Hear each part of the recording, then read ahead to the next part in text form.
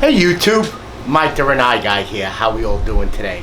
Hope we all had a very safe and productive week and we're all being safe out there. Alright, today again we're going to be continuing with the RUR 199 unit.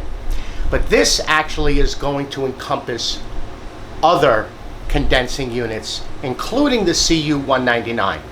And that's how to convert it from one fuel to the other. This is probably the easiest piece of installation of anything on a Rinnai unit, is the converting of these Sensei units. I carry just natural gas units, and I keep a conversion kits with me in my truck, in my shop, and I don't have to worry if it's a propane unit, because it's that easy to convert. All right, what does the conversion kit entail? Now, this happens to be one off my truck, and I do, like I said, I do a lot of propane conversions, so I have a lot of extra propane ones. But the kit, what it comes with is an instruction manual. It comes with the conversion stickers. Let me just find. Okay, so it comes with a conversion sticker that you're going to put onto the left side of the unit once you convert it. And there is provisions to put when it was converted, from what to what, the date, and who did it. It's, multiple languages. It even comes with the like the instructions for bleeding it and stuff like that. So it's got, it's the warning that, that it's a warning label. So you're going to affix them to both sides of this unit here, so that if another tech shows up, it knows it was converted. Then it's going to come with two plastic orifices. It's going to come with a blue one that's marked natural gas, and it's going to come with a red one that's marked LP. Right here, LP. It has a new gasket for the back, and it also has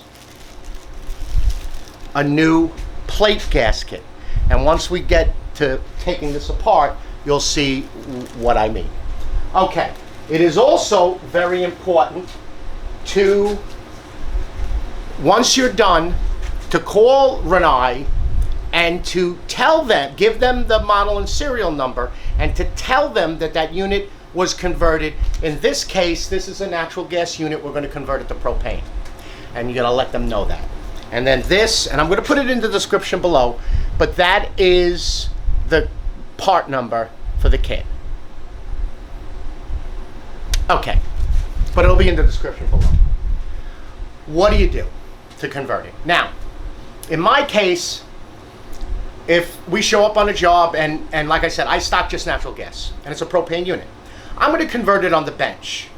But if you happen to have a customer that you're converting the house, and in probably cases you're going to be doing it from propane to natural, the unit's going to be installed. So first thing is to unplug the unit. Get it unplugged. You don't want to do anything with the electrical on. And of course there's no piping on this one, and this one's not 8 feet in the air today. Shut the gas off. All right, let's zoom in, and you're gonna see, let's get it right where we're supposed to be.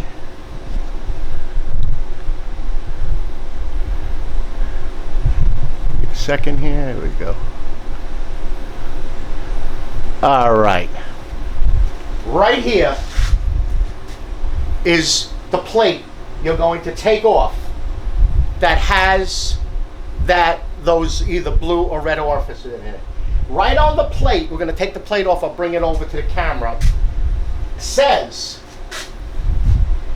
LP red and NG blue. Says right on it. And there's only one way to put the plate on, and that's with the lead is facing forward, so as you can read it. And as you can see how there is actually centering lugs to put the plate back on. So you really don't need to. If you want to, you could remove the ignition cable just so it's out of your way. There's 3 screws. There's one here, one on the right, and one on the top. So you got 2 on the left, top and bottom, one on the right. So you're going to remove these screws, and of course, right in your magnetic tray, which is on top of your unit.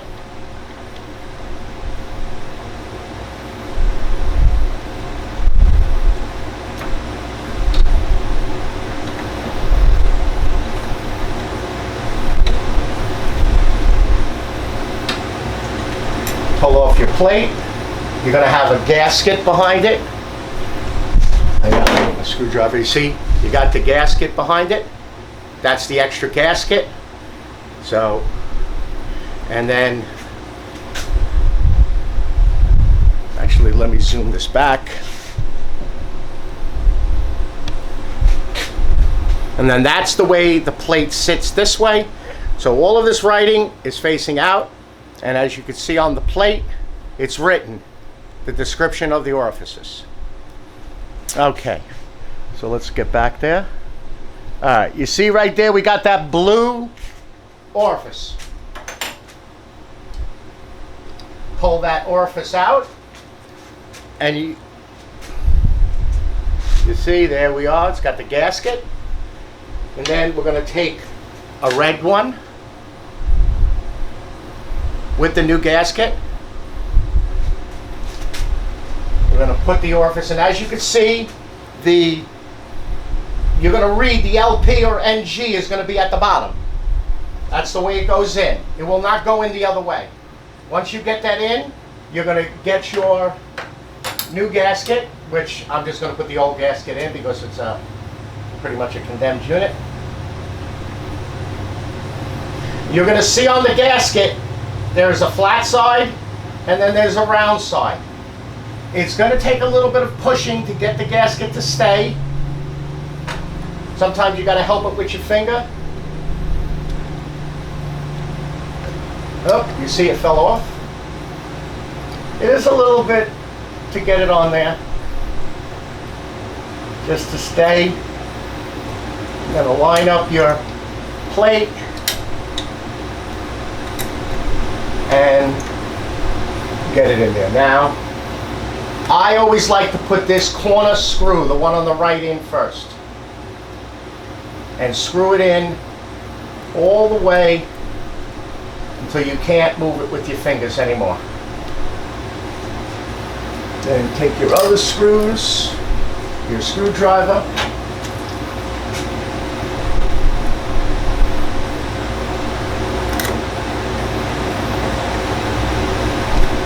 don't tighten them up right away, just get them snug. And you don't have to go super tight with these things. Now give that a good little snug. Give this one second, find the stupid thing, a snug, and then give that one a snug. All right, then don't forget to put your ignition wire back in if you choose to remove it. Get it back in there. All right, now you converted it. All right, so now let's pan back because there's one other little step we got to do. All right, so you got the plate back on, you got your screws snug, you got your ignition wire back in, turn your gas back on. Now you're going to plug the unit back in.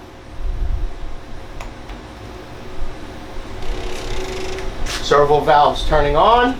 Now we got to get to that A-B button.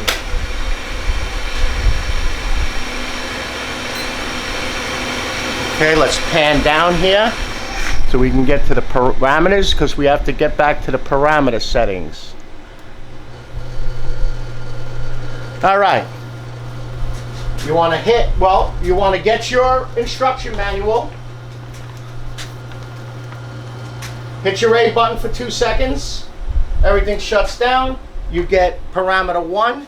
Get your instruction manual again. Page 50. It's also in the instruction manual that comes with the conversion kit. So you're going to get to page 50. and you're going to hit your down arrow till you get to 10, which is A, because the unit was natural gas. Now you're converted it to propane. So if you look at number 10, A is natural gas, hit your on off. B, your propane. Hit your A button for 2 seconds. Put your plastic flap back on. And who's your uncle? Bob's your uncle. You're done. You now successfully converted the unit. Now, of course, you're going to take your stickers. You're going to write down what you converted it from to, from what to. You're going to put down the date. You're going to put down who you are. And you're going to put the stickers on the side of the unit. I also like to write in a black magic marker. I cross out, where are they? It's usually written. Usually it's written like NG or LP, probably just on the RL units. I just write down LP, right on the heat exchanger, or right on this plate, I'll write down, and I'll actually put a date on it. Put your stickers on.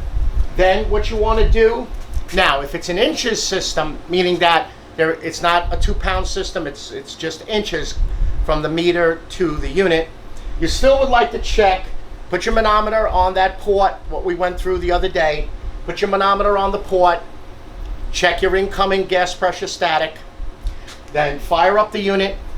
You can give this a very little bit of a spritz, or just take your soap, your leak detector soap, and a little brush. We carry little brushes and big brushes. Just give this a little bit of a soapy, throw some soap on there, but put a hand towel or something on this, not to get soap onto the solenoid here or the gas valve. Very little bit, just to make sure everything is good. Or if you have a leak detector, one of those meters, just check it. You just want to make sure everything is good. You didn't pinch the gasket wasn't defective from the factory, yada, yada, yada. Okay, if it's a 2-pound system, that's where you want to check. You want to check your gas pressure static. Now, we're going to go through a manometer thing fully in an upcoming video, but that's where you want to check for a 2-pound system to make sure, like especially if you got a Pietro regulator, the regulators that I showed last week, those are good from 8 to 14 inches of water column. Okay, this unit here, if you look up on here, minimum is 3.5 inches of water column, maximum is 10.5. And minimum is 15,000 BTUs, maximum is 199,000 BTUs, hence the name in RUR 199. Okay, you want to have, with that 10.5, I like to have around 8.6, 8.8, somewhere around there static, because then once it goes low fire, high fire, it starts to drop, it'll never get down below that 3.5. Okay? And also you got to figure that if you have other gas appliances upstream from this thing, this is the last, and then you might have a furnace next to it. In the cold season, when that furnace fires, it's going to take some gas from the unit, so you want to have enough gas. That's why we like to put that 3/4 gas line, if it's 1/2 inch, up to it. Gives it a little bit of a buffer. All right? That's it. That's as easy as it is. That's why I think it's the easiest thing that you could do on a Rinnai RUR unit.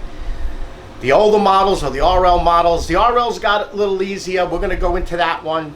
But the older ones, there was a lot of gas pressure settings, manifold pressure setting. It was a bit to do, but I love them. And that's why I can just carry one unit and a conversion kit. I have 2 conversion kits. That on the truck, I happen to have more LP than natural. So I have two natural and 3 LP in this kit. But then I keep a full kit in the shop just for like emergencies. All right. I hope you enjoyed this video, and let's get to another tool review.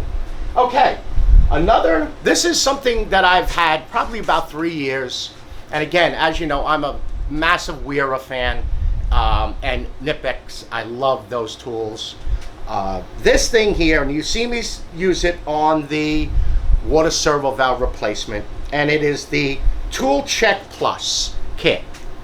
So basically, it has a small ratchet, which you've seen me use to remove the water servo valve. It has an extension. It has a small screwdriver head. It has sockets from 5.5 to 13 millimeter. And then when you push this thing forward, right here, I gotta do it the opposite way. This thing pops forward and you have Torx, Allen, Phillips, Gold Phillips, teethed Phillips, the adapter for the socket. You have, and then it locks, it even has a belt clip if you wanted to carry it on your belt. And when you buy it, it comes in nylon Velcro case. This thing is indispensable for me. I use it because the hot water, cold water, and the gas all have Phillips to 8 millimeter hex machine screws. I use the tiny screwdriver or the ratchet to get inside the units to get screws out. With those screw bits that have the actual like teeth on them, they grab pretty much everything, even if it's a little rotted. The kit's only about $130, so I'll put that in the description below. But this thing is like a godsend to me. I actually have one of these in each of my service bags. They're that good. All right. Again, I hope you enjoyed the video. I gotta say, I really, really appreciate all the emails that I've been getting. I never thought that I would be getting this much of just a fantastic response back for this series and the new format for the Rinnai guy. So just keep them coming. Keep the questions coming.